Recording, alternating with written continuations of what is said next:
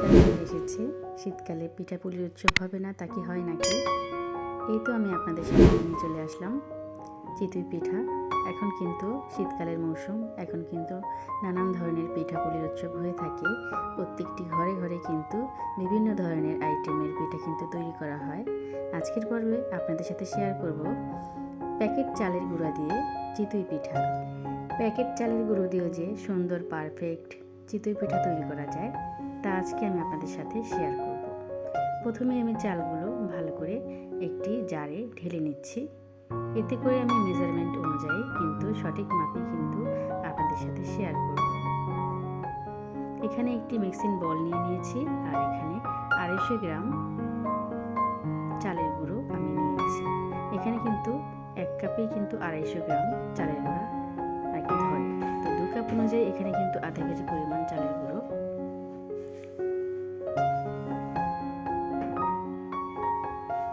এখন পরিমাণ মতো লবণ দিয়ে আমি চালের গুঁড়োর সাথে ভালো করে মিশিয়ে নেব। পর্যায়ে এসে আমি কুসুম গরম পানি অ্যাড করে নেব। অল্প অল্প করে পানিটা আমি দিয়ে নেব এবং পারফেক্ট একটি ডো তৈরি করে নেব। তো পানিটা কিন্তু একেবারেই কিন্তু দেওয়া যাবে না, অল্প অল্প করে পানি মিশিয়ে নেব এবং বেটারটা দেখে নেব কতটুকু পরিমাণে হয়েছে। তো এইভাবে করে কিন্তু পানির পরিমাণটা বুঝে শুনে নিতে হবে। একেবারে দিলে কিন্তু পারফেক্ট একটি ডো তৈরি হবে না, এতে করে পিঠার টেক্সচারটাও কিন্তু ভালো আসবে না। একই কারণে আমি বারবার হাত দিয়ে মথে নেব এবং ডোটা ঠিক মতো হয়েছে কিনা সেই অনুযায়ী আমি কিন্তু পানিটা দিয়ে নেব। প্রথম পর্যায়ে আমি শুকনো করে একটি ডো তৈরি করে নেব, পরবর্তীতে আমি পানি দিয়ে একটি তরল ডো তৈরি করে নেব।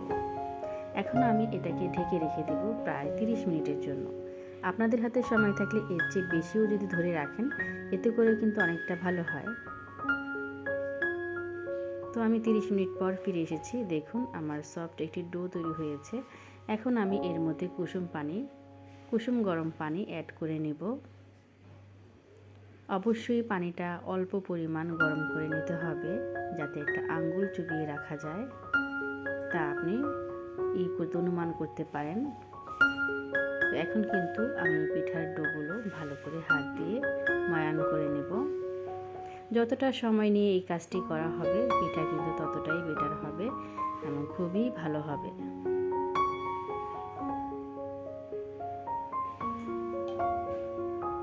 তো আমার পিঠার ডোটা তৈরি করা হয়ে গেছে। এখন আমি অল্প পরিমাণ বেকিং পাউডার দিয়ে দিব এবং দিয়ে ভালো করে মিশিয়ে নেব। এভাবে করে আমি রেখে দিব কিছুক্ষণের জন্য। এখন আবার একটু পানি দিয়ে আমি ডোটা তৈরি করে নিচ্ছি। তো দেখতেই থাকুন। আমার পিঠার ডোটা কিন্তু তৈরি হয়ে গেছে। এখন আমি এটাকে ভালো করে আরেকটু চামচ দিয়ে উপর থেকে নিচে এভাবে কিন্তু আমি ভালো করে নাড়াচাড়া করে নেব। তো দেখতেই থাকুন। এই পর্যায়ে বেটারটা আমি আরেকটু তরল করে নিলাম। এখন আমার বেটারটা সম্পূর্ণ রেডি পিঠা তৈরি করার জন্য।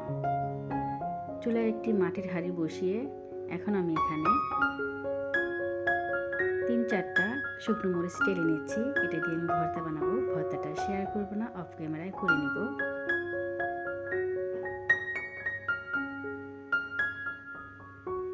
তো মাটির হাঁড়িতে পিঠা তৈরি করতে কিন্তু অনেকেরই ভালো লাগে। অনেকেরই অভিযোগ যে গ্যাসের চুলায় পারফেক্ট পিঠা তৈরি হয় না। কেন হবে না?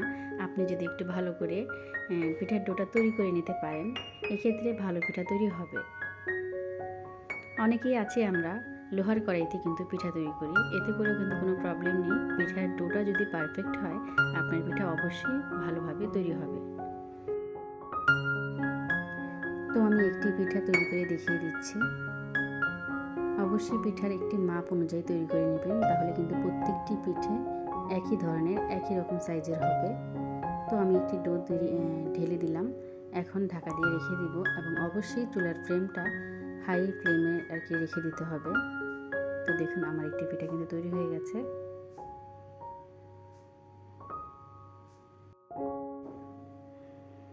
তো আমি একটি বানিয়ে দেখিয়ে দিলাম। আমি এভাবে করে প্রত্যেকগুলো পিঠাই কিন্তু তৈরি করে নিব। আর যেহেতু পিঠা ওঠানোর পর কিন্তু একটা জিনিস আপনাদের খেয়াল রাখতে হবে, একটি কাপড়ের সাহায্যে কিন্তু তেল দিয়ে ভালো করে মাটির হাঁড়িটা মুছে নিতে হবে। এতে করে কিন্তু পিঠাটা ভালোভাবে হয়ে যাবে এবং উঠতে কিন্তু কোনো প্রকার কোনো প্রবলেম হবে না ওঠানোর সময়। তো দেখতেই থাকুন আজকের পিঠার রেসিপি আপনার থেকে কেমন লেগেছে অবশ্যই কিন্তু কমেন্টের মাধ্যমে মতামত জানাতে ভুলবেন না।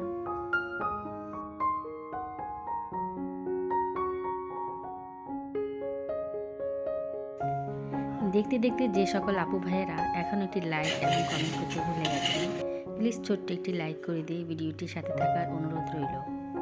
অলরেডি এই কাজটি যারা করে রেখেছেন তাদেরকে অসংখ্য ধন্যবাদ।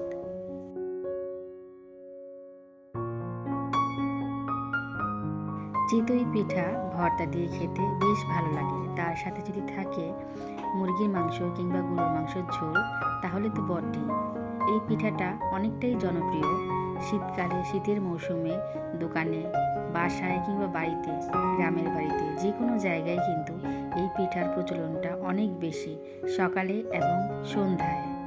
তো দেখুন আমার কিন্তু সবগুলো পিঠা তৈরি করা হয়ে গেছে এবং পিঠাগুলো অনেকটাই কিন্তু পারফেক্ট হয়েছে, কারণ আমি কিন্তু খাওয়ার পরই ভয়েসটা দিয়েছিলাম এবং এর সাথে বানিয়েছিলাম সর্ষে ভর্তা।